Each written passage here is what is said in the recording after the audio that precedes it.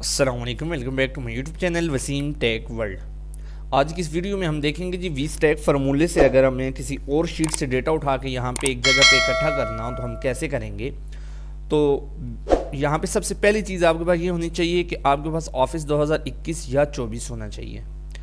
Office 2021 और 24 हम कैसे इंस्टॉल करेंगे इसकी वीडियो में लिंक डिस्क्रिप्शन में लगा दूँगा या पिन कर दूँगा वीडियो को, तो वहाँ से देख के आप इंस्टॉल कर सकते हैं। 2024 हो तो इसका ज़्यादा फ़ायदा है क्योंकि आपको वी स्टैक वगैरह फार्मूला इसमें ऐड नहीं करना पड़ेगा।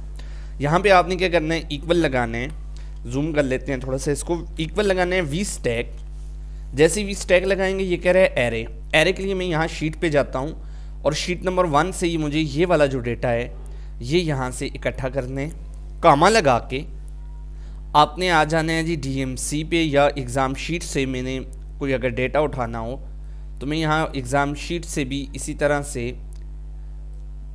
ये कुछ डेटा उठा लेता हूँ। कामा लगाएं, डी सम फार्मूले पे मैं यहाँ पे आता हूँ तो यहाँ पे ये मैंने डेटा इकट्ठा करके रखा हुआ है, इसमें से ये डेटा जो है मैं यहाँ से उठा लेता हूँ। जैसे ये डेटा यहाँ पे इकट्ठा किया आपने लास्ट पे ब्रैकेट क्लोज करके इंटर हिट करने हैं।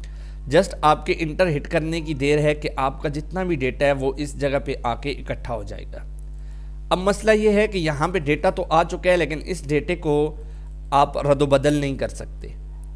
तो इसके लिए आपने क्या करना है, इसी सारे डेटे को आपने सिलेक्ट करना है। सिलेक्ट करने के बाद कंट्रोल C करना है।